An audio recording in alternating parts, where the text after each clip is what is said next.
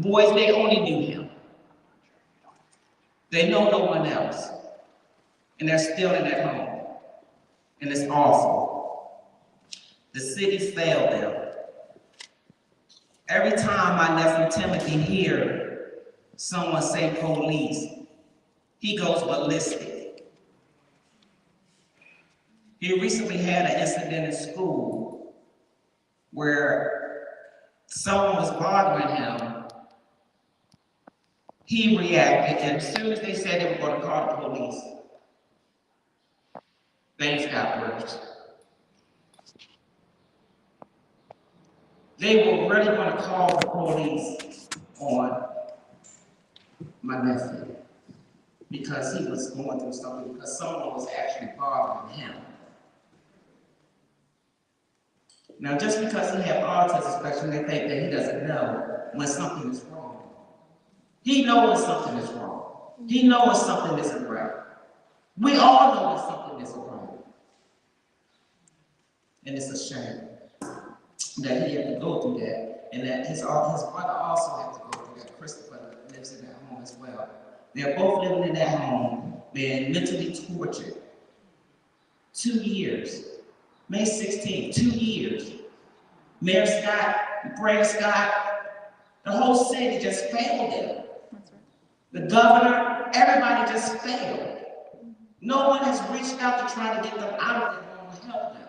Every time Shannon tried to get resources for one thing, they're taking away money for something else. You know, you can't, you know, you're not going to get your Social Security and, you know, it's just craziness. They know she can't go to work. They know this. But they don't care. But I come up here faithfully for West Wednesday when I can. If I can't come, I tune in.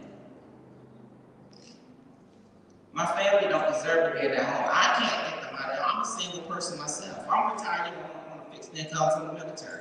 It's not easy for me to just drop what I'm doing to come up here every month either. But I do it. I do it. Because I have to. I need to. For my family, for my brother, for my nephews. I also have a niece, Kamaya. She doesn't live in that home, thank God. But she's still suffering as well because she doesn't have her father. She was a daddy's girl. My brother took care of his children. He loved his family. He didn't allow his kids to just go outside and play by themselves. He was a father that went outside with them. When they wanted to ride a bike and go to the park, he took them to the park. He didn't just send them outside. He was a father, a real father. And the police took him away from his family, from us.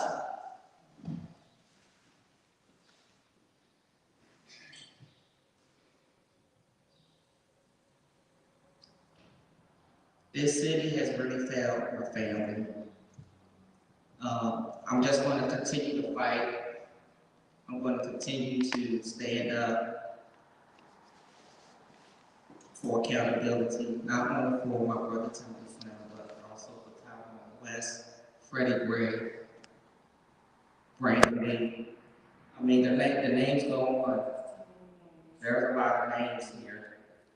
The list is just too long to call out names because there are too many. And it's crazy. Darnell Rochester. Poor baby. Gone. Gone. Should be here. Should be here. Lives taken. Just because the police want to shoot somebody. Just because they want to kill. Just because they can. They can get away with it. They can. I was recently tagged. When I wouldn't say recently tagged, I was tagged prior to last month. And when I say tagged, I mean police, people follow me. This is something I haven't barely talked about because I didn't want to seem like a conspiracy theorist. White guy with tattoos following me. My vehicle broke down last month. My car was on the side of the road from 6 p.m. to 10 a.m. There were probably several other vehicles on that same road. My vehicle, only one tag. Why? Why my vehicle the only one for orange sticker on it? Tag. My aunt saw it. I saw it first, and I said, wait, why do my vehicle have an orange sticker and the rest of the vehicles we saw driving down this road did not have one? Because they tagged me. They already knew who I was. They know who I am. I get followed. I'm not crazy. I drive down the road, somebody pulled up behind me, literally. I can feel it. I switch lanes, they switch lanes. I speed up, they speed up. I slow down, they slow down. What the? I don't want to curse because I'm in church. I literally slow down to the point where they have no other choice but to go around. It's a 70 mile hour. I can be doing 40 miles an hour. You either want to keep following me or you want to go around. What you want to do?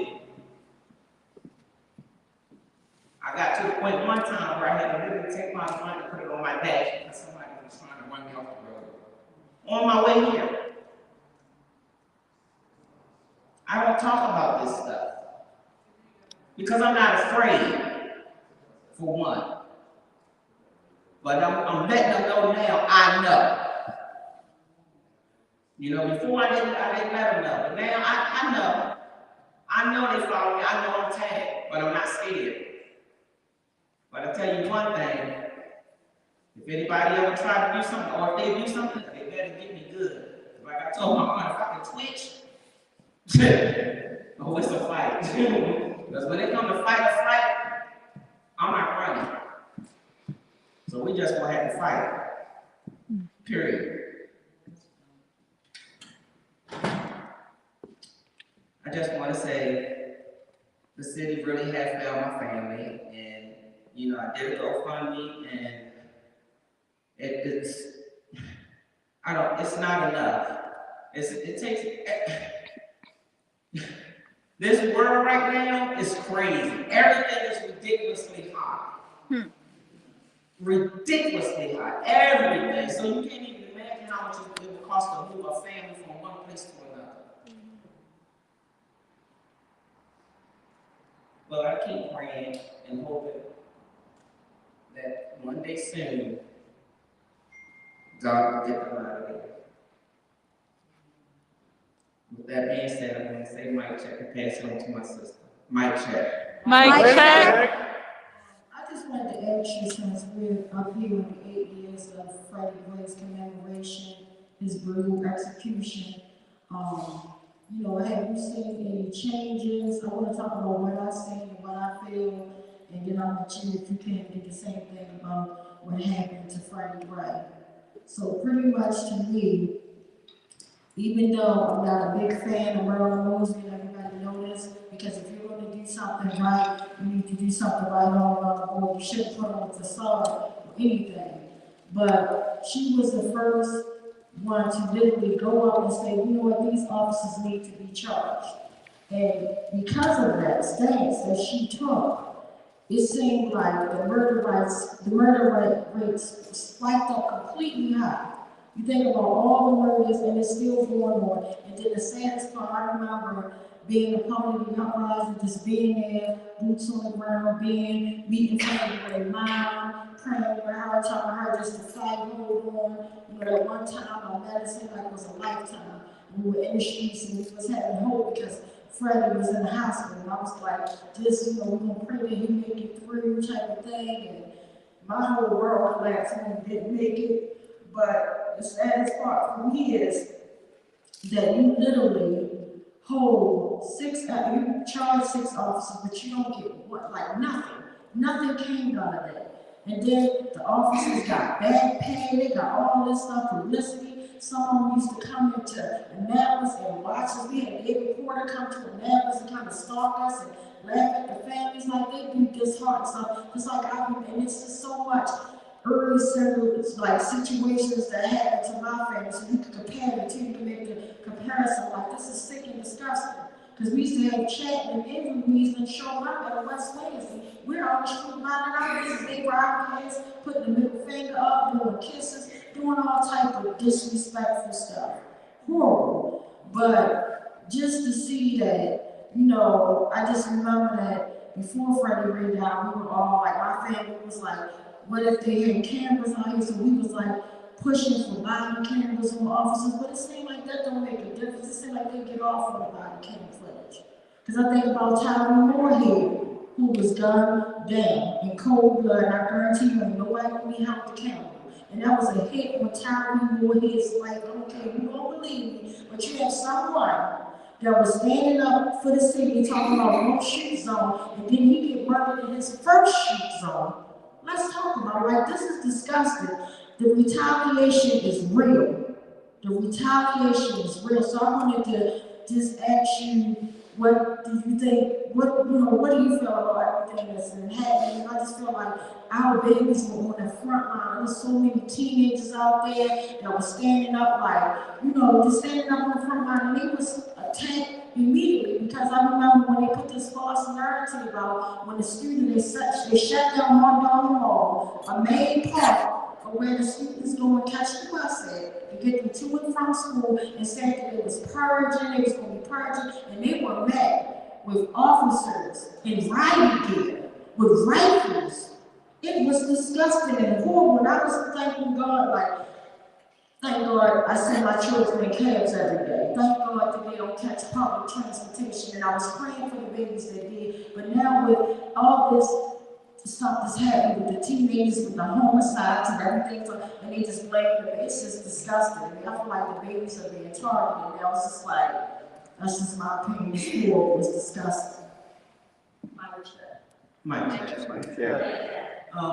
I think Marilyn Mosby prosecuted those officers because she knew she wasn't going to get a conviction, for one. It's part of her job. She had to act like she was doing her job because she hasn't prosecuted. How many other officers has she prosecuted since? Exactly. Exactly. So she had to act like she was doing her job so that you all can keep her in office. So she was acting like she was doing something at that time. Okay? That's all that was, because we see what she's done and where she is and what she's doing and where she's going to be soon, right?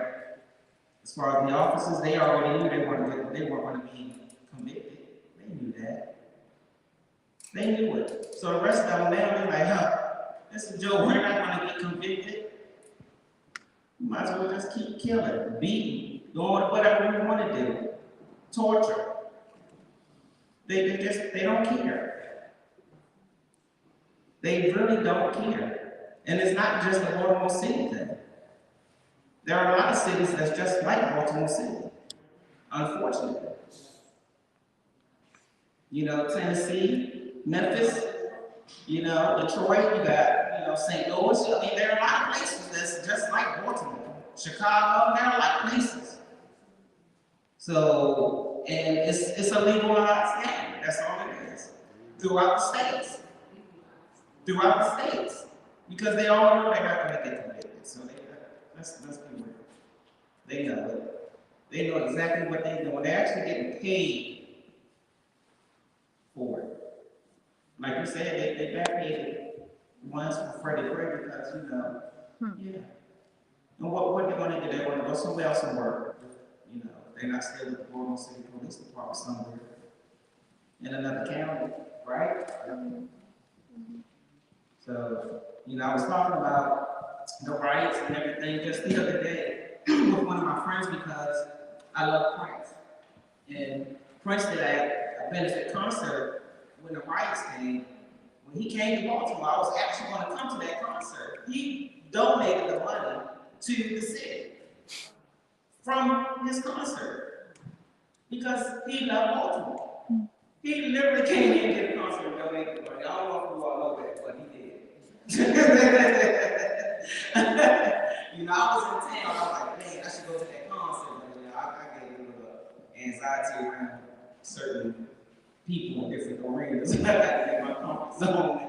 You know, but anyway, yeah, they weren't going to convict those officers. So she did what she was told to do, pretty much, because she wasn't going to just do it on her own.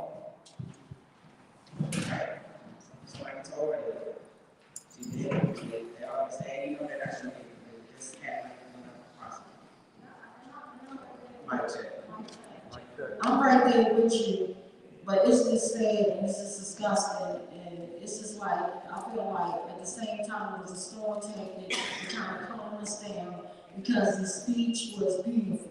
Like I remember being at work, sneaking on my cell phone, and everybody was tweeting it out and everything, and she's like, y'all go to peace, I'm gonna get justice. I was like, oh, I was crying, and literally all they did was studied us for a whole year, you know, found ways that they could, you know, manipulate the system even more and keep it, and then just let them go one by one. And it's just sad and disgusting, but at the same time, I don't see like no other state's attorneys doing anything, because I think about Darnell Rochester, literally murdered. An 18-year-old baby that should have been graduating from high school. You know, it's just sad and disgusting. Yeah, so, and then I want to also ask you, while I got you here, what do you think about Detective Suter and what happened to him with the gun trace task force? And he was supposed to testify. What's your opinion or thought on that? Mic check. I remember that case. Y'all live here, right? I haven't lived here since 1996, but I do keep up with a lot of information here. But the Detective Suter incident, he was murdered by one of his own. Just gonna say it like it is. I mean, they haven't found a murderer yet. They haven't found a murderer. Did they find a murderer? No, they said he committed suicide, right? The same day he was going to testify, yeah, he committed suicide. I don't believe that at all.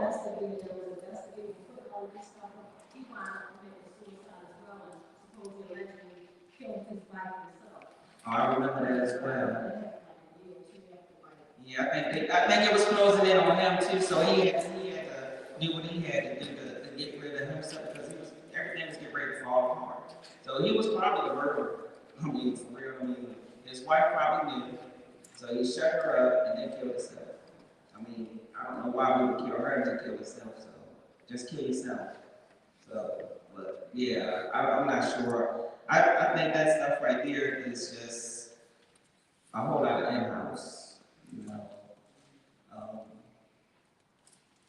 how do you just decide you just want to murder yourself, kill yourself the day that you're going to go and testify?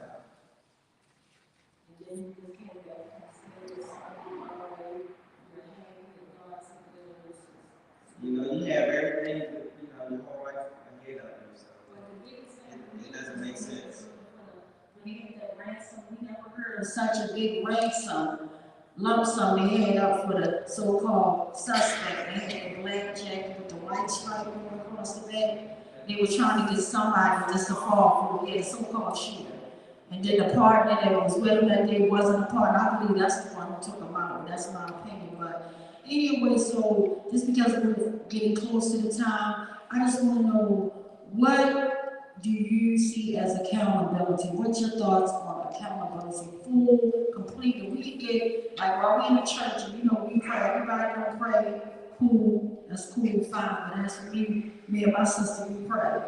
So if we can get, bless you, if we can get our biggest prayer answered right now while we're in the church of God, and that would be accountability, and God sent the messenger right now to say, what does accountability look like?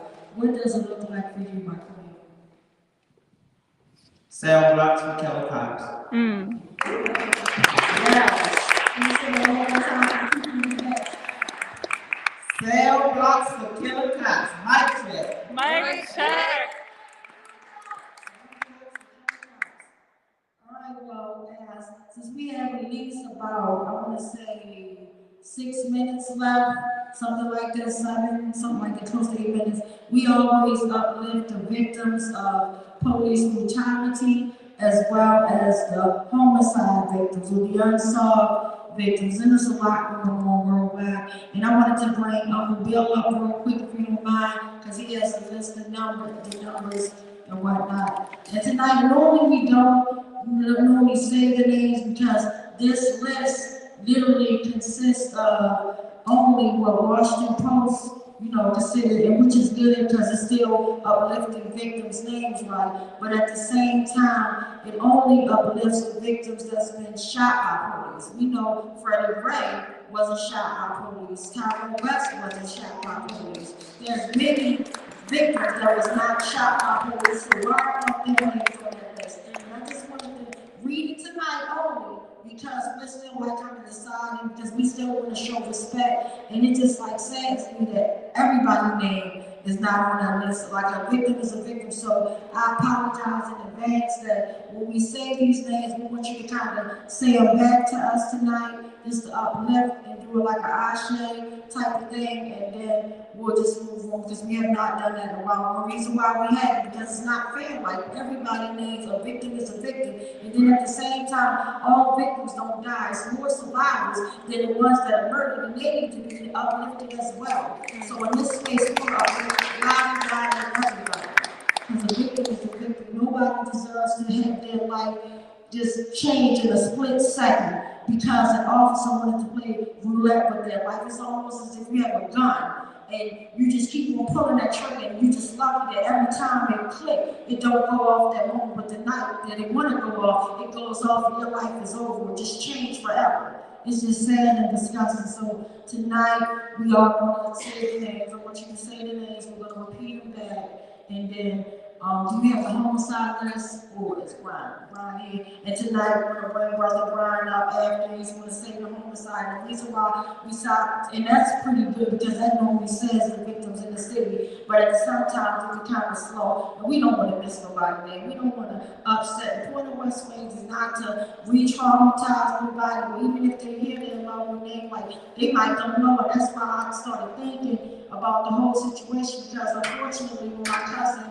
Tavon Anderson was murdered, I had to hear it on social media first. While I'm on the way to the hospital praying and shaking, like, oh my God, please don't let my cousin die. Like, I get a call saying he was gunned down for no reason, and we still don't have answers. 2 years later, my family was forced into silence by this dirty system. And when it's all over, I'll talk about that. That's a whole other show.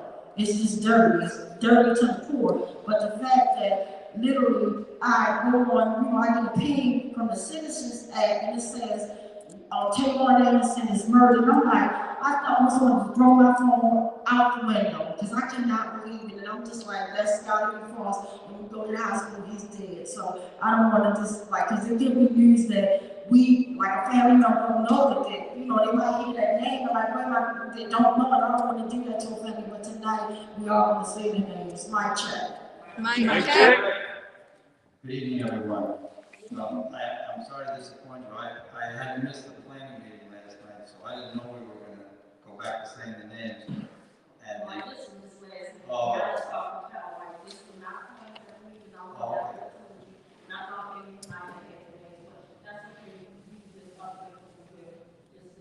okay.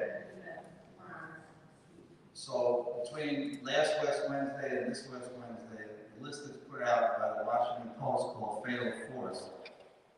Lists 8 more stolen lives. That's from April the 11th to April the 16th, over those 5 days. Starting with police killing in Houston, Texas, and ending with police killing in Albuquerque, New York. 8 stolen lives in 5 days. Mic check. Mic check. And before we say a 2-minute type of thing, I want to bring Brian up. Mic check. Mic check.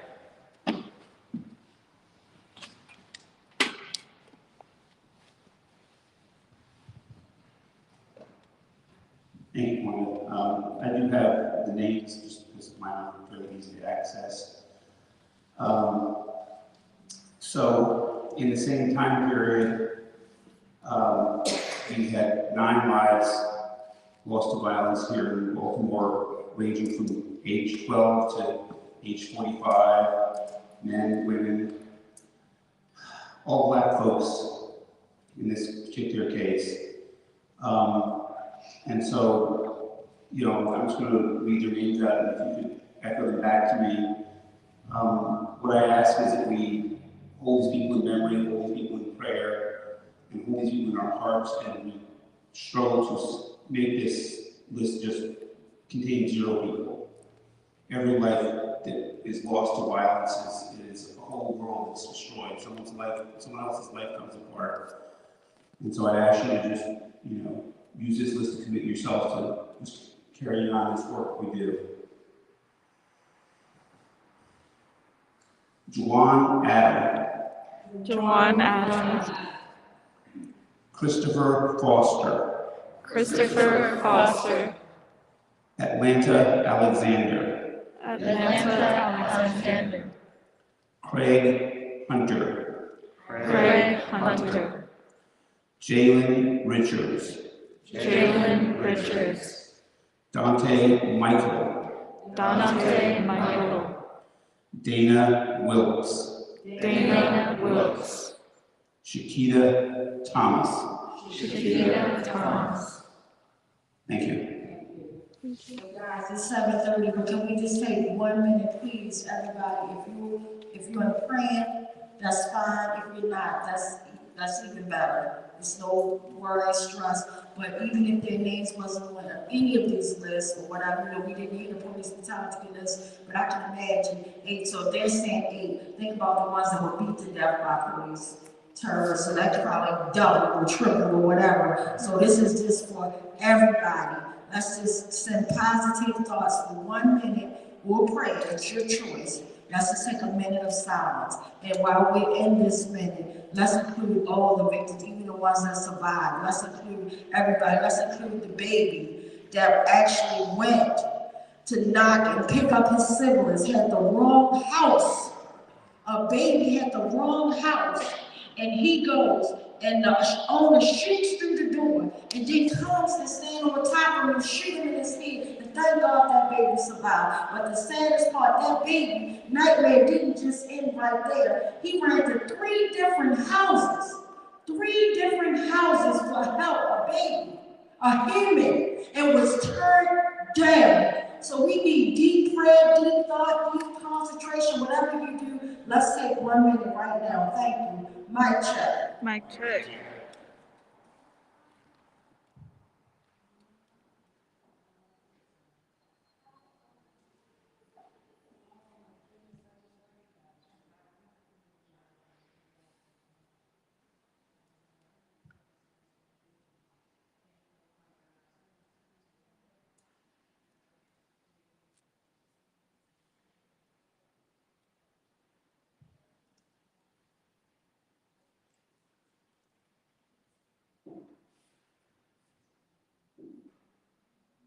Thank you guys so much. Definitely appreciate you. And thank you, Gina. Definitely appreciate you. Mic check. Mic check. So I got